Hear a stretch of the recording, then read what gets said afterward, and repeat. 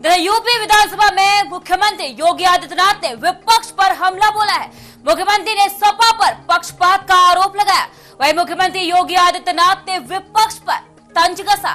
BJP सरकार में सबको समान सहायता मिली, लेकिन विपक्ष ने पक्षपात किया है। हर जिले में बन रहे हैं नए मेडिकल कॉलेज।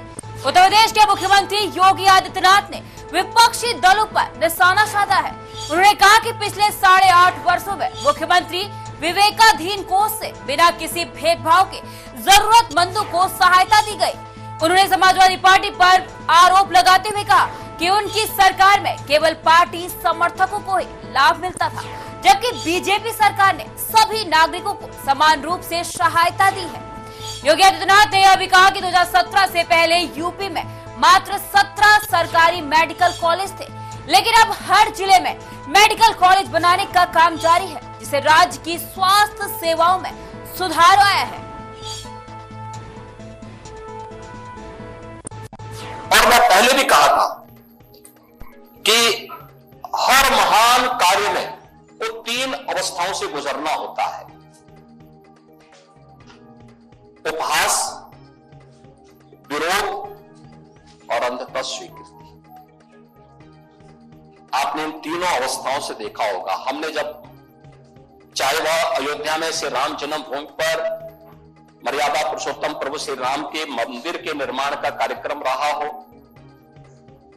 चाहे वह प्रयागराज महाकुंभ के आयोजन का कार्यक्रम रहा हो, इन दोनों में एक साम्यता देखने को मिली।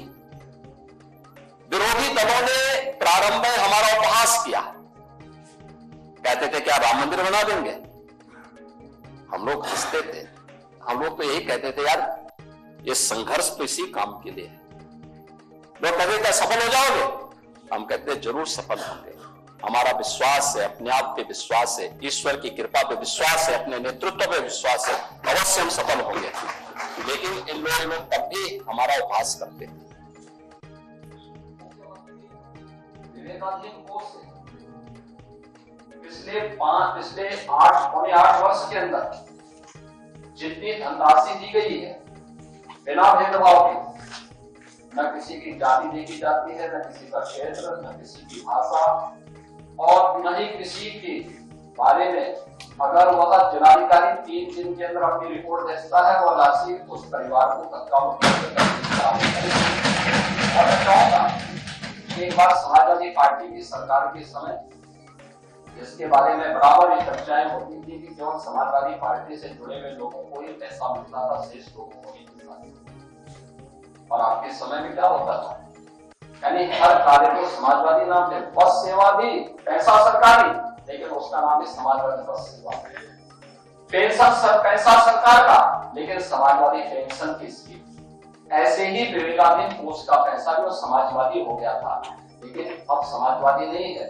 ये संवेदनशील तरीके से बिना भेदभाव के हर उत्तर प्रदेश वासी का उस पर अधिकार है, और उसको यहाँ बिना भेदभाव के प्राप्त हो रहा है।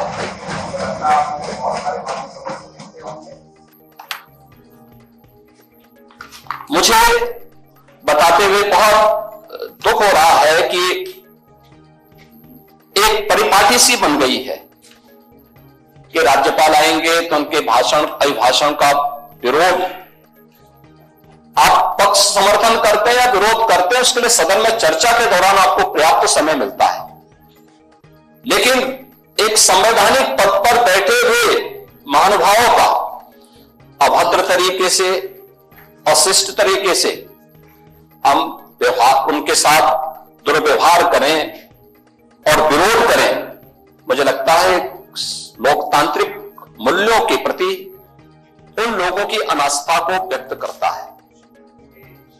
हम संवैधानिक पदों की अवमानना तो कर ही रहे हैं, साथ साथ बाबा साहब डॉक्टर भीमराव अंबेडकर के द्वारा दिए गए संविधान की भी अवमानना करने का काम कर रहे हैं। क्योंकि ये जो भी कार्य हो रहा है संवैधानिक दायरे में रह करके, संवैधानिक पक्षों को लेकर के। तो सबसे पहले समाजवादी पार्टी जो मुख्य विपक्षी पार्टी है दोनों सदनों में, उसका जो आचरण था वह किसी भी स्थिति में लोकतांत्रिक भी नहीं था और संवैधानिक भी नहीं था। और मुझे लगता है कि पूरा सदन इन बातों से सहमत होगा।